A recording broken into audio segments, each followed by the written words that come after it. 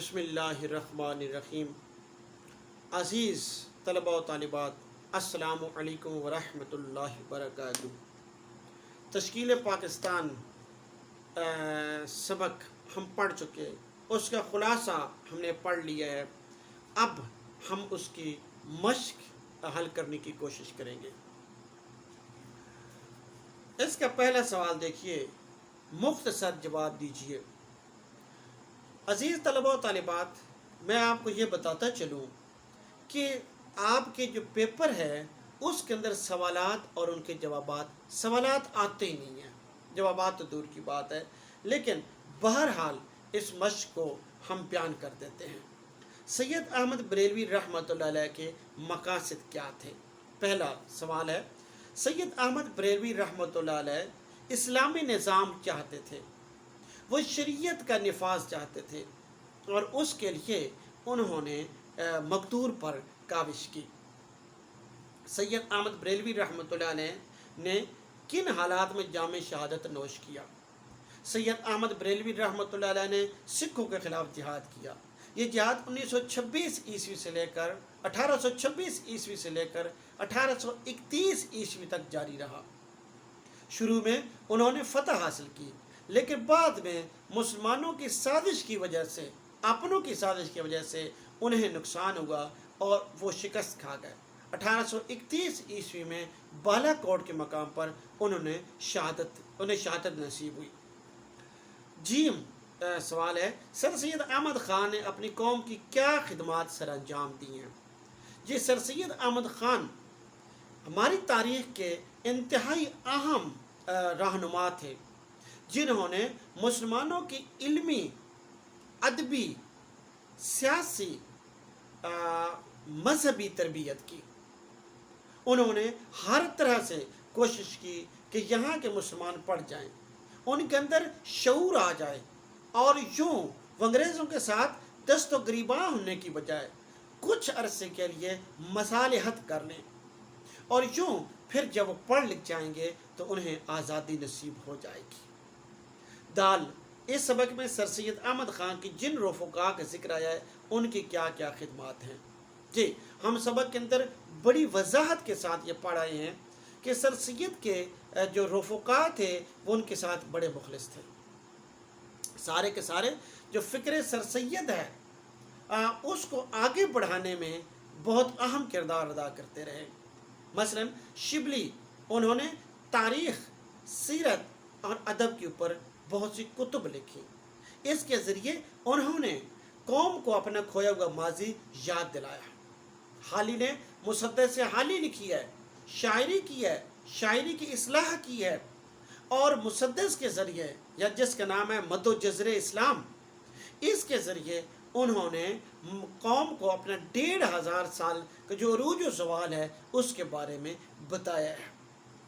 सैयद अमीर अली एक और सर सैयद अहमद ख़ान के जो साथी थे, रफ़ीक थे, उन्होंने स्पिरिट ऑफ इस्लाम लिखी है और अंग्रेज़ी के अंदर उन्होंने किताबें लिखकर इस्लाम का चेहरा मगरब को दिखाने की कोशिश की है। जस्टिस थे। इसी तरह से आप देखिए कि डिप्टी नज़ीर अहमद को ये फ़ख्र हासिल है कि वो उर्दू के पहले नावल निगार हैं। मिरातुल उरूज़ उनका पहला नावल है जो 1869 ईस्वी में छपा था। इसके अंदर भी उन्होंने मकसदी, जो उनके नावल्स हैं उनमें मकसदियत को उन्होंने बरता है।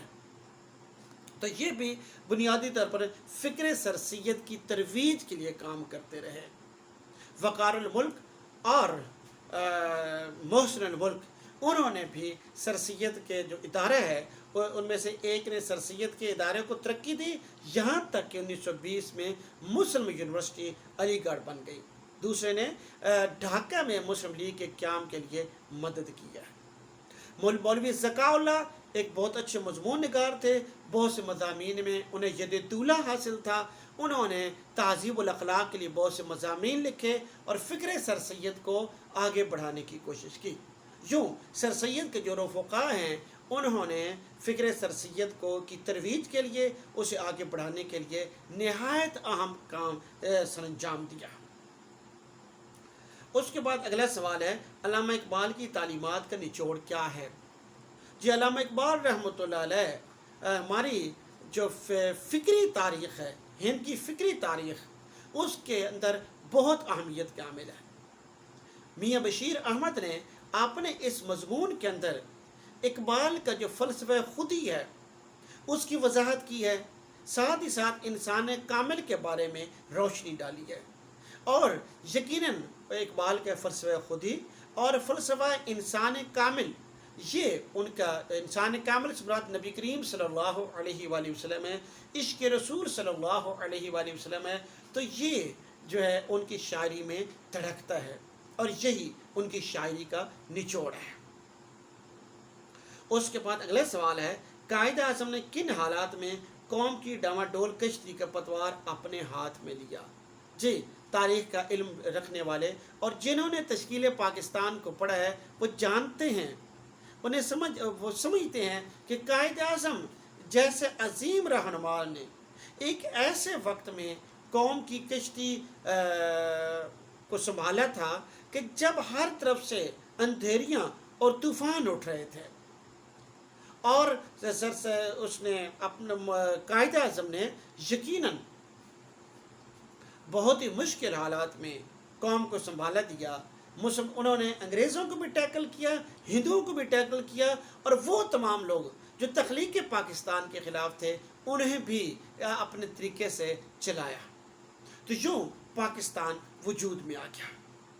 اس کے بعد اگلا سوال ہے پاکستان کے مسلمانوں کا نسب العین کیا ہے؟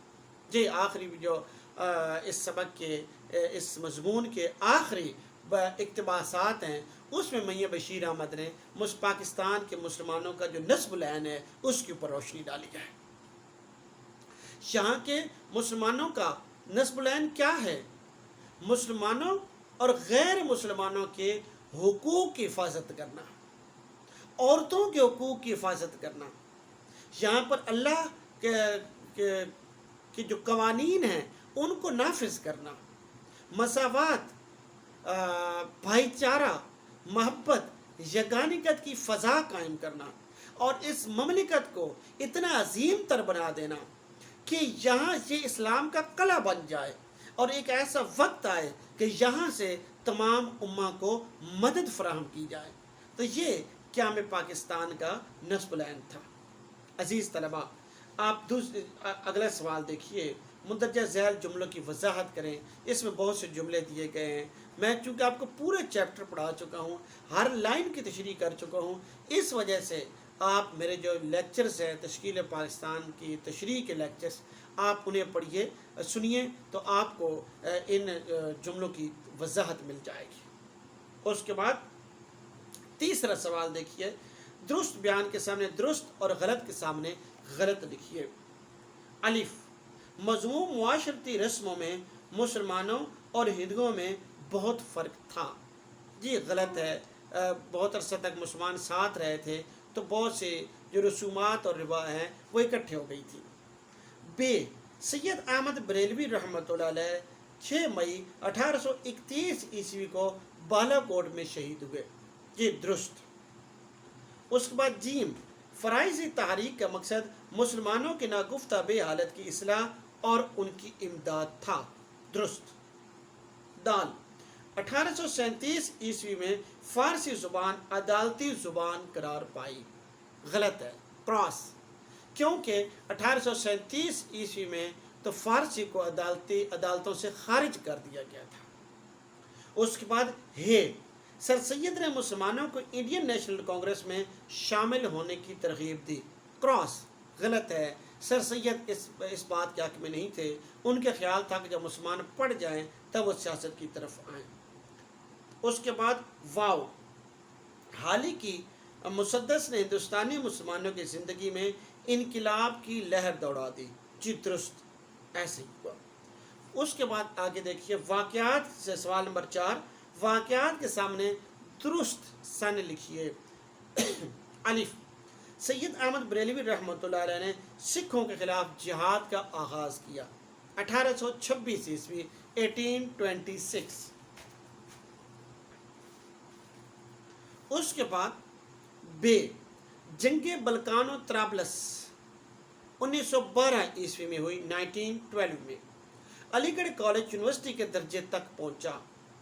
1920 ईस्वी 1920 जामिया उस्मानिया का शानदार इदारा कायम हुआ। 1919 ईस्वी कायद आज़म के 14 निकात। 1929 ईस्वी 1929 ईस्वी गवर्नमेंट ऑफ इंडिया एक्ट का नफाज। 1935 ईस्वी 1935 पंजाब में मुस्लिम लीग की आज़ादी की तहरीक 1947 ईस्वी में शुरू हुई थी जी। 1947 अंग्रेज़ी इसलिए बता दें कि बहुत से तलबा को उर्दू एदाद नहीं आते होते, तो उनकी आसानी के लिए। उसके बाद पाँचवा, छठा, सातवां ये ऐसे सवालात हैं जो बहरहाल आपके पेपर में नहीं आते हैं। अगर आपको शौक़ है तो आप दिलचस्पी की खातिर इन्हें पढ़ लीजिए। उसके बाद आ गया इमदादी अफ़आल।